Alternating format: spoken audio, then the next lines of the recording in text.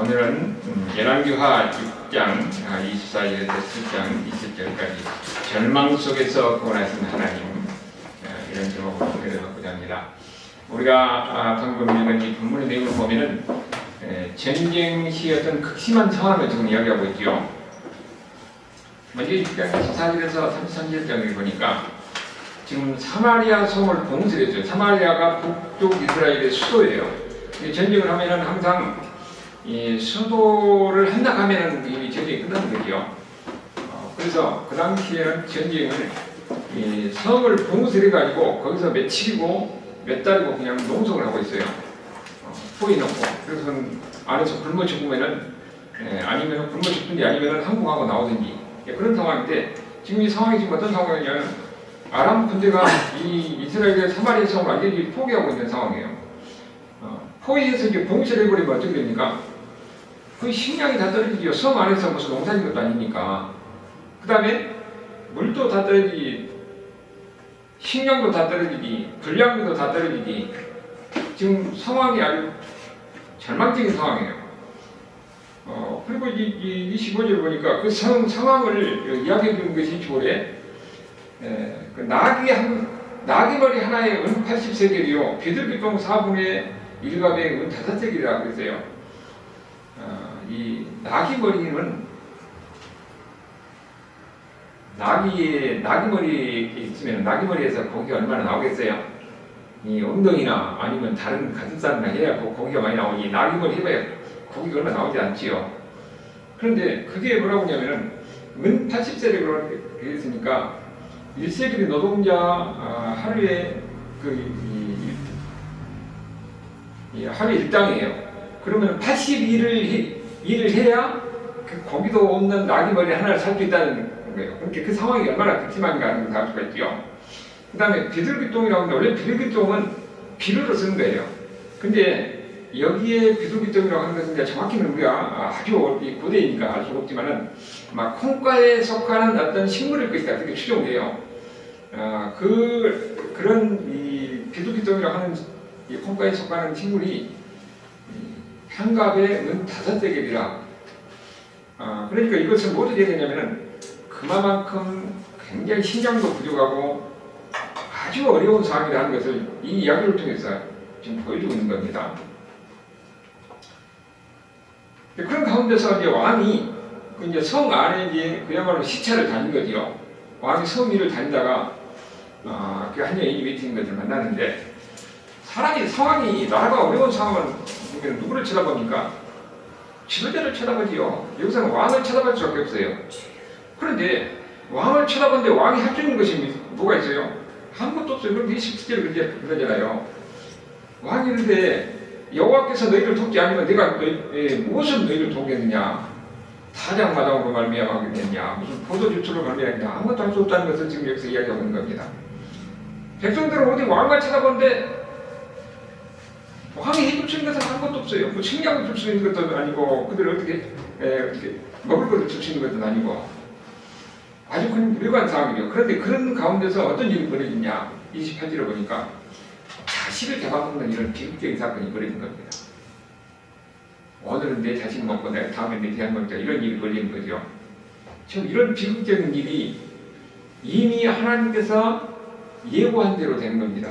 그 예고한 것이 어디가 나오냐면 레위기 26장 27절에 보면은 이미 하나님을 떠나서 다른 이신을 섬기고 여호와의 말씀을 순종하지 않으면 결국은 이런 일이 있을 것이다 하는 것이 레위기 26장 27절에 나오거든요. 거기 보면은 아들을 잡아먹는다는 이야기가 나와요.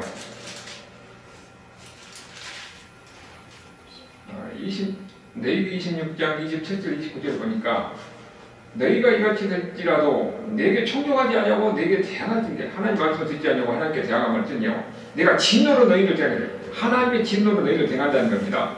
그러면서 29절에 뭐랍니까? 너희가 아들의 살을 먹을 것이요 딸의 살을 먹을 것이다. 하나님을 떠나고 하나님을 대적하면은 결국은 하나님께서 그들을 진노하고 그들을 심판해서 이런 상황이 되게끔 만든다는 겁니다. 지금 여기가 꼭 그런 상황이잖아요. 북쪽 이스라엘은 하나님을 떠난 사람들이에요. 왕도 하나님을 섬기지 않습니다.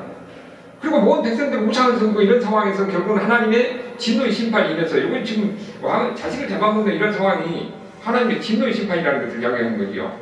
근데 거기만 있는 것이 아니고 신명기 28장에도 신명기 28장 52절 53절 보면은 거기도 지금 이 상황을 잘 설명해주는 이야기가 나와요.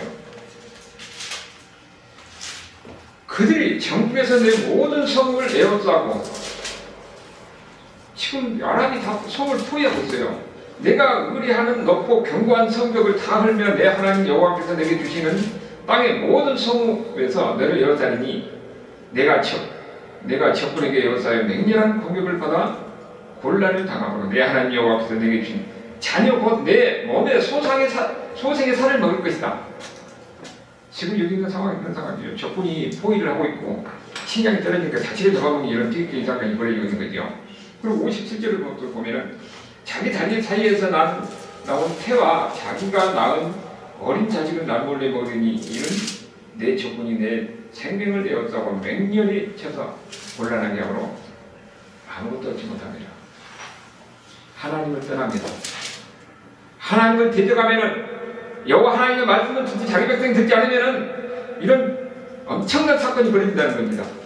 결국 그들이 하나님을 떠나고 하나님 말씀을 듣지 않고 이방신을 섬기고 악을 행함으로 인해서 결국은 이런 포위를 당하고 식량이 떨어지니까 자식을 잡아먹는 이 말씀이 하나님의 말씀대로 이루어졌다는 것을 우리에게 이야기하는 거예요. 근데 그 상황에서 왕이 할 수 있는 것은 아무것도 없잖아요. 어떻게 해줄 수 있는 상황이 아니에요. 이럴 때에 이 왕은 엘리사에게 무슨 일을 하느냐 보니까 왕이 얘기 말을 듣고 자기 옷을 찢으라고 했잖아요. 그가 이거 지금 이 절망적인 상황이 있을 때 하는 상황이에요. 그리고 성 위에 나갈 때에 백성이 본즉 그의 속살에 붉은 벼슬을 입었더라.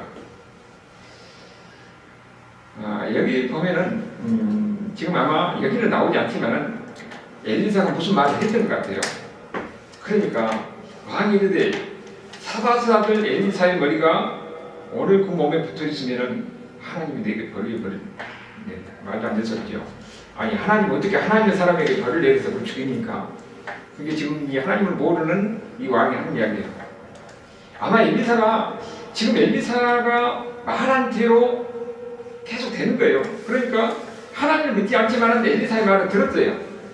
그래서 이제 엘리사가 지금 이런 상황이 있으면 하나님 앞에 나와서 회개하고 하나님 앞에 나와서 구하라.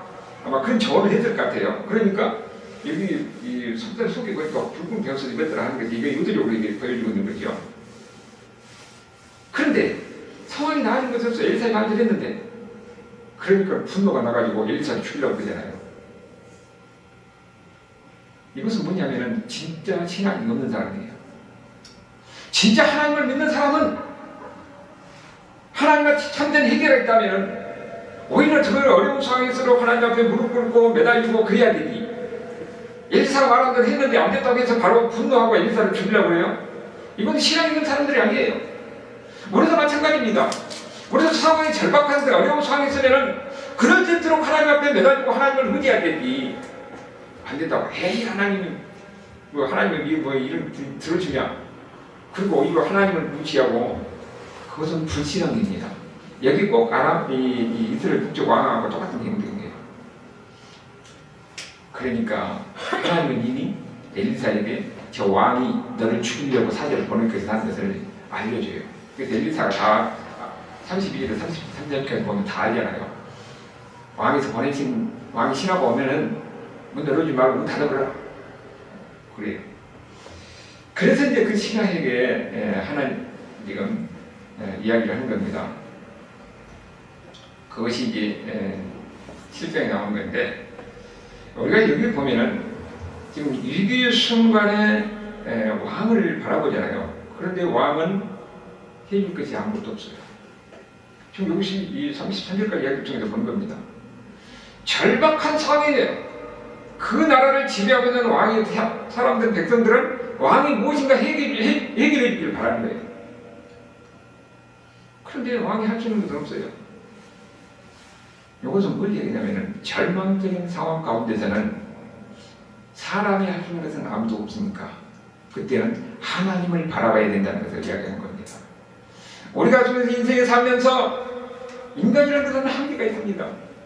우리가 아무리 지혜로운 사람이라도 계산할 때는 한계가 있는 거예요. 우리 예수 믿는 사람들은 절망적인 상황에서 아무것도 할 수 없는 그런 상황이 되면 하나님을 바라봐야 돼요.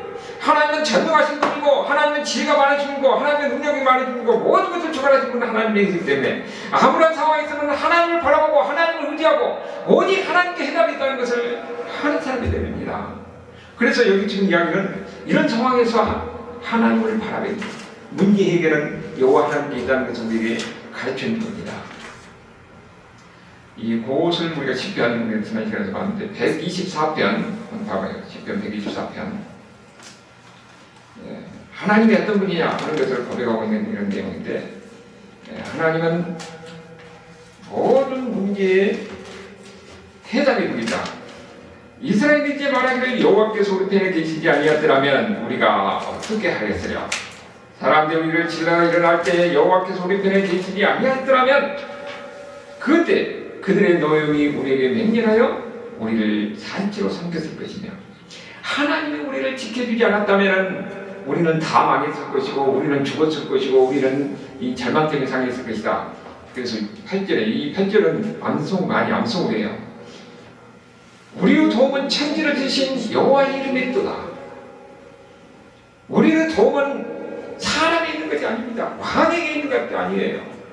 오직 천지 만물을 창조하신 창조주 하나님, 우리가 믿는 하나님 여호와 하나님에게 문제의 해답이 있는 겁니다. 그런데 우리는 어떻게 되겠어요? 아무런 상황이 되면은 하나님을 바라봐야 됩니다.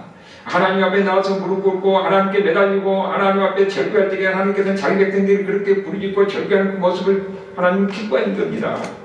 그래서 엘리사도 절망적인 상황에 있을 때 왕과 같이 나가서 하나님 앞에 회개하고 하나님 앞에 무릎 꿇고 기도를 하니까 그가 진짜 하나님을 믿는 사람이 아니라서 형식적으로 그렇게 했지만 상황이 그렇게 자기가 나름대로 여러분 기도할 때요 하나님이 우리의 기도를 하면 다 들어줍니다.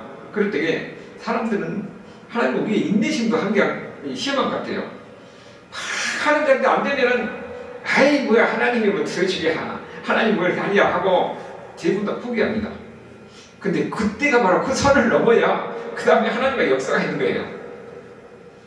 그러니까 우리는 죽기 살기로 하나님 앞에 매달리고 문제 해결하면 하나님께 배웠습니다. 그럼 끝까지 매달린 것이 그것이 우리 신앙이에요. 여기 왕같이 아예 안 되니까는 분노해가지고 자기한테 그렇게 조언했던 엘리사 선지자를 죽이려고 그러잖아요. 이것은 하나님을 대적하는 겁니다. 그래서 그 해답이 지금 7장 1절에서 거기서 이야기하고 있어요. 하나님이 도와야 된다는 겁니다. 어떻게 도움가 했더니 예언을 하잖아요. 엘리사가 이르되 엘리사가 하나님 말씀을 전하는 겁니다. 여호와의 말씀을 들을지어다. 여호와께서 이르시되 내일 이맘때 사마리아 성문에서 고운 가루 밀가루 한 스아를 한 세겔로 매매하고 보리 두 스아를 한 세겔로 매매하리라. 여러분 아까 성에 봉쇄된 상황이 있었으니까 버리고 밀가루가 아무것도 없었잖아요. 나귀머리 하나에 80세겔인데 여기는 밀가루가 한 스아에 한 세겔이잖아요. 한 세겔 노동자 하루에 그 일당이니까. 그리고 보리 두 수아를 한 세겔로 한다. 여러분 여기요. 이거 뭐 아주 가격이 폭락했고 엄청나게 많이 갖고 구할 수 있다는 그런 상황이 아니에요. 고운 가루 한 수하니까 한 수하 해봐야 이게 보통 2리터짜리로 7리터 정도 되거든요. 2리터짜리만 3개 반 이 정도 되면은 그렇게 싼 것이 아니에요. 그렇지만은 봉쇄가 풀려서 굶어 죽을 정도 상황은 아니다. 기아를 벗어날 수 있는 상황이 될 것이다 하는 것을 이야기하는 겁니다. 그럼 이것은 저 한마디로 이야기하는 뭐냐면은 믿을 수 없는 일이 벌어진다는 거예요. 믿을 수 없는 일이. 그러니까 이 절이 뭐라고요? 그때 왕의 그의 손에 의지하는 자 곧 한 장관이 하나님의 사람에게 대답하세요. 여호와께서 하늘에 창을 내신들 어찌 이런 일이 있으요? 그러니까 엘리사가 뭐라고 합니까? 너는 눈으로 보는데 너는 먹지를 못할 것이다. 그런 얘기를 해요. 지금 이 상황이 지금 어떤 상황이에요? 완전 기아선상에서 사람들이 죽어가고 자식을 잡아먹는 이런 상황이잖아요. 그런데 엘리사를 통해서 하나님 뭐라고 그럽니까? 지금 이제는 하나님이 내일 이맘때는 도저히 불가능한 상황이에요. 지금 앞서서 적군이 포위하고 있는 상황이고 지금 기아선상에서 죽는 상황인데 내일 이맘때 봉쇄가 풀려가지고 먹을 것이 생기고 밀가루 생기고 보리도 생기고 이런 생긴다는 거예요. 그야말로 이게 기쁜 소식 아닙니까? 기쁜 소식인데 우리가 상식적으로 이해할 수 없는 상황이 벌어진다는 거예요. 이걸 누가 한다고? 여호와 하나님이 그렇게 한다는 거예요. 그런데 이 소식을 이 사람은 믿지를 못하는 겁니다. 그러니까 아니 무슨 하늘에서 쏟아진 들 어떻게 그렇게 하겠느냐. 하나님의 말씀을 이 사람은 믿지 않는 거예요. 그러니까 뭐라고요? 너는 하나님의 말씀을 믿지 않았음으로 해서 죽는다는 겁니다. 그걸 보기는 보내도 먹지 못하고 죽는다는 거예요. 하나님의 말씀을 믿는 사람은 복 있고 안 믿는 사람은 심판이고 저주예요. 요한복음 10장 28절에 보면은 예수님은 우리에게 영생을 준다고 그러잖아요. 근데 영생을 어떻게 얻습니까? 믿는 사람이 영생을 얻어요. 그래서 중요한 것은 믿느냐 안 믿느냐 하는 겁니다. 여러분 예수님이 우리의 구원자로 오시고 예수님을 믿으면 우리가 구원을 받고 우리가 천국 간다는 거지. 사람들의 상식으로는 이해가 안 되잖아요. 어떻게 예수님을 믿으면 우리 몸에 죄가 용서받아서 우리가 천국 백성이 되고 천국 가느냐. 이것을 믿는 사람은 구원을 받고 믿지 않는 사람은 지옥이고 심판인 겁니다. 여기 하나님이 하늘에서 하나님이 내일 이맘때 되면은 밀가루 버리고 이게 풍성하게 있어서 이제는 굶어 죽을 상황이 아니고 이게 모든 상황이 반대될 것이 하는데 이것이 하나님의 말씀인데 이 사람은 하나님의 말씀을 안 믿는 거예요. 우리는 하나님의 말씀은 상식에 맞으니까 상식적으로 이해가 되니까 믿는 것은 아닙니다. 하나님의 말씀에는 우리가 상식적으로 이해가 안 되지만은 하나님은 그렇게 한다 하면 하는 거예요. 우리가 예수를 믿으면 천국 간다 하면 그것을 우리는 믿는 겁니다. 그래서 믿는 사람이 그 복을 받는 것이고 안 믿는 사람은 저주예요. 믿음이라는 것은 복잡한 것이 아니에요. 단순한 겁니다. 예수님이 나를 살리시고 예수님이 나를 구원하시고 예수님이 나를 천국 가게 하시고 성령 하나님께서 나와 함께 동행하시고 나에게 지혜를 주시고 능력을 주실 것이다. 사람들은 일반 성경으로 이해가 안 되지만 믿는 사람은 그 복을 누리는 거예요. 여기 바로 그 이야기를 우리에게 전해준 거죠. 그래서 이제 3절에서 놀라운 반전이 일어납니다. 이런 하나님의 복된 소식을 하나님이 하신 일을 누가 전하느냐? 보니까 이게 누가 나옵니까? 문둥병자가 나와요. 여러분 하나님의 일을 하는 것을 보면은요, 하나님의 유머가 이게 있어요. 하나님은 교만한 사람을 쓰는 것이 아니에요. 겸손한 사람을 쓰는 겁니다. 이 일을 보니까 그 지금 문둥병자들이 성 안에 들어가도 못하니까 문둥병자가 성 밖에 항상 살아야 되니까 이 사람들은 뭐라고요? 자기들 여기면 성 안에 있는 사람만 굶으니까 자기들은 굶으니 자기는 그냥 문둥병 걸렸고 지금 배고파 죽겠는데 성 안에 들어가면은 거기서 어차피 굶으니까 거기서 죽을 것이고 이제 여기 밖에 있어봐야 우리는 문둥병 걸려가지고 어차피 거기서 죽을 건 이판사판이에요. 에라 모르겠다. 우리 죽을 바에 차라리 가서 저기에서 한국에서 우리는 혹시 살려주면 살고 아니면 죽으면 죽이시다 하고 한국으로 갑니다. 그런데 참 아이러니하게 이 사람이 그때 이제 낮에 잠들다가 저녁에 해질무렵에 일어났어요. 그런데 이 사람들만 이 문둥병들만 일어나는 게 아니라 실제로 보니까 해질무렵에 그 이 포위하고 있던 아람 군대도 그때도 일어났던 모양이에요. 근데 기가 막히게 타이밍이 왔대요. 그래서 그 가서 보니까 아무것도 없어요. 다 도망갔고. 그래서 왜 그런 거 했더니 그 이유를 6절 7절에서 말하는 거예요. 하나님이 아람 군대로 병거 소리, 말소리, 큰 군대 소리를 듣겠다는 겁니다. 그래서 그 사람들은 뭐라고 하냐면 이 착각을 하게 만든 거죠. 용병들을 샀구나. 이스라엘 왕이 애굽에서 군대를 사고 히타이트족 이 햇사람들을 거기서 군대를 불러와가지고 쳐들어왔구나. 이게 우리는 끝났다고 그들이 다 도망가게 만든 거예요. 여러분 여기 이야기를 보면은요, 지금 가장 여기 이 성경 기자가 하고 싶은 이야기가 6절 7절이에요.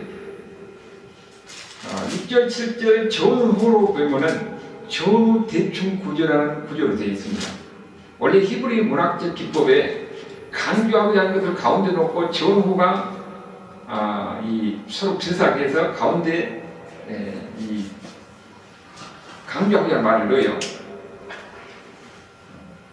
지금 6절 7절이 여기서 지금 하고자 하는 말인데 이 일을 하나님께서 하셨다는 거예요. 이거 보면은 지금 문둥병이 어떻게 됩니까? 그들이 생각을 해요. 우리 군길했으니까 이판사판이니까 여기는 안 되겠고 저리 가서 차라리 한국에서 죽자. 그래서 그들이 결단하고 행동을 옮겨요. 그런데 8절에도 보면 이제 실질적으로 그런 상황이 벌어지죠. 9절에 그들이 또 생각을 합니다. 야, 이거 안 되겠다. 그러다 우리가 만약에 죽혀가지고 해서 어차피 죽으니까 차라리 그러지 말고 이스라엘 진영에서 왕에게 보고하자. 그래서 그렇게 생각을 해요. 그러다가 그들 마음에 결단합니다. 그리고 행동을 옮기죠. 10절 가서 보니까 문지기에 가서 이런 일이 벌어졌다고 이야기를 하는 거예요. 그러니까 여기서 구조가 어떻게 되냐면 생각하고 결단하고 결단하고 행동하고, 그 다음에 6절 7절에 보면은 그게 이제 하나님이 하신 일이 있고, 그 뒤에 다시 또 생각하고 결단하고 행동하고, 그 가운데가 6절 7절이에요. 이걸 그게 바로 가장 핵심적인 그 내용이 그게 들어있는 것이죠. 터닝 포인트라고 말할 수 있죠. 그래서 이게 성경 기자가 하고 싶은 것은 뭐냐면은 하나님이 하셨다는 거죠. 하나님이 기적 같은 방법으로 이 아람 군대를 다 물리친 거예요. 하나님 그들에게 착각하게 만들고 하나님의 그 소리를 듣게 해서 그렇게 다 물리친 겁니다.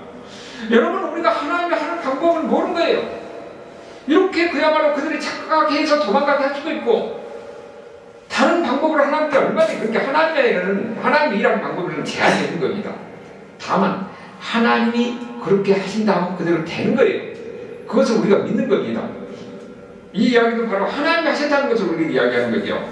그런데 이 하나님이 하신 일을 누가 전합니까? 문둥병자가 전하잖아요. 이 소식을 누가 전해요? 문둥병자가 전하는 겁니다. 하나님의 놀라운 일을 전할 사람은 준비된 사람이 되는 거예요. 이 문둥병자가 준비된 사람이 아니에요. 하나님은 아무나 씁니다. 아무나 써요. 이 기쁜 소식, 하나님의 일을 하는, 하나님의 놀라운 기쁜 소식을 전하는데 납병한 자가 쓰듯이 하나님의 일을 전하는 데는 특별히 준비된 사람을 쓰는 건 아닙니다. 여기 보면 또 왕의 이름 없는 신하가, 왕이 안 믿잖아요. 안 믿어. 그러니까 설득해가지고 결국은 한번 해봐라. 그래가지고 가서 보니까 거기 다 사용한 거 없어요. 이건 누가 사용되냐면 문둥병자가 사용되고 이름 없는 왕의 신하가 사용된 것을 우리가 볼 수가 있는 거죠. 이렇게 하나님이 하신 일을 보면은 하나님이 지금 이 전체 이야기를 뭐예요? 하나님 자기들도 보라고 그러잖아요.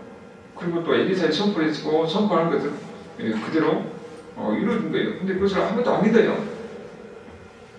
근데 그것을 이루어진 것을 믿는 이 전한 사람은 납병 환자고 이름 없는 그 신하예요. 그런데 이 기쁜 소식을 전한 사람은 누구예요? 문둥병자, 이름 없는 사람. 우리가 보면 그런 얘기를 많이 해요. 아니, 하나님은 준비된 사람을 쓴다. 그런데 하나님이 준비된 사람을 쓴다는 것은 우리의 구원의 여정에서 하는 이야기고, 하나님은 안 믿는 사람도 씁니다. 초신자도 쓰고 오래된 사람도 쓰고, 하나님 역사인데 모두에서 하나님의 주권, 하나님의 통치하고 있으니까 하나님의 목적을 이루하는데, 여기는 보면 누굽니까? 하나님이 이런 데는 사람을 통해서 이런 모든 것을 다 하나님의 주권 속에 있는 거예요. 하나님은 누구나 아무나 다 쓰는 거예요.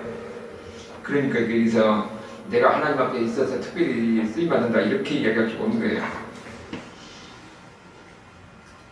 별의별 사람을 하나님이 잡은 겁니다. 그리고 주로 이 복음을 받은 사람들은 누구냐면은 여기에 보면은 이제 오직 우리에게는 은혜는 하나님의 능력으로 구원받는 것이다 하는 것을 이야기하고 있어요. 하나님의 지혜, 하나님의 능력으로. 그리고 이제 놀라운 게 반전이 일어나는데 그게 16절을 보니까 어떻게 됩니까? 백성들이 나가서 아람의 진영에 노래하니라. 무슨 노래하기요? 가서 그냥 다 있으니까 가져 주워오는 것이지요. 그런데 그때 하나님의 말씀을 믿지 않았던, 근데 하나님의 말씀이 그대로 됐어요. 하나님의 말씀을 믿지 않았던 그 사람은 어떻게 됐다고요? 그 사람은 하나님의 말씀한 대로 이 사람은 아무것도 얻지 못하고 거기는 보고 그 다음 사람들이 깔려서 죽었대요. 그 이야기가 지금 16절 이하에서 나온 거예요. 이 이야기를 통해서 지금 계속 여기서 강조하는 거 뭡니까? 하나님의 말씀대로 되었더라. 이미 엘리사를 통해서 하나님께서 이렇게 이야기했는데 안 믿은 거예요. 결국은 그래서 안 믿는데 이 사람은 어떻게 됩니까? 심판을 받아서 죽음을 당하는 거죠. 하나님의 말씀 그대로 되었더라. 여러분, 우리에게 중요한 것은 바로 그거예요. 하나님의 말씀을 믿는 것이 중요한 겁니다. 하나님의 말씀도 그대로, 하나님의 말씀은 말씀하시면 그대로 된 거예요. 우리가 성경에 보면 쫙 있다고 해요. 그 성경 전체로 보면 하나님 말씀하시면 그 뒤로는 그대로 됩니다. 오늘 우리에게 아직 아니온 일도 마찬가지로 하나님 말씀에서 앞으로 그대로 될 거예요. 그래서 나중에 모든 것도 다 지나보면 하나님 말씀이 그대로 이루어지는 걸 알게 된 거죠. 오늘 우리도 마찬가지로 하나님은 우리를 구원하시고 인도하신다. 이걸 우리가 믿으면 되는 거예요. 믿지 못하면 이 장관처럼 그런 피차하게 죽음을 당하게 되는 것이죠. 자, 히브리서 12장 25절 한번 찾아봐요. 히브리서 12장 25절. 히브리서를 보면은 11장까지 계속 예수님은 모세보다 큰 분이고, 예수님은 엘리야보다 큰 분이고, 엘리사보다 큰 분이고, 예수님은 구약의 모든 선지자라는 분도 계속 이렇게 나오다가 이제 12절을 가서는 뭐라고 하냐? 그러므로 너희는 그 예수님 말을 들으라. 그 이야기 나와요. 너희는 삼가 말씀하신 일을 거역하지 말라. 땅에서 경고하신 일을 거역한 그들이 피하지 못하였거든. 하물며 하늘로부터 경고한 일을 배반하는 우리일까 뭐냐? 지금 이 말이 무슨 말입니까? 이 히브리서 전체에서 핵심적인 말이 히브리서 10장 25절이에요. 예수님의 말씀을 듣고 그대로 순종해야 된다는 것을 이야기합니다. 지금 본문의 이야기는 하나님의 말씀이, 하나님의 구원이 믿을 수 없게 임한 거예요. 그런데 그것을 믿고 받아든 사람은, 그 사람은 구원을 받는 것이고 그 사람이 하나님 복을 누리는 것이죠. 그렇지만 하나님의 말씀을 듣지 않는 사람은 이 장관같이 불행한 일을 벌이는 거죠. 그래서 우리가 중요한 것은 뭡니까? 하나님이, 지금 전체 이야기는 하나님과 어떤 분인 것을 이야기하고 있어요. 요 하나님과 어떤 분이냐? 우리에게는 아무리 어려움과 힘든 가운데 있을지라도 하나님을 믿고 가다 보면은 어느 순간에 하나님께서 이렇게 역사하는 것을 경험하게 된다는 거예요. 여러분도 이런 가운데서 하나님의 은혜를 누리는 이런 하나님의 백성이 될 수 있기를 주님으로 축원합니다.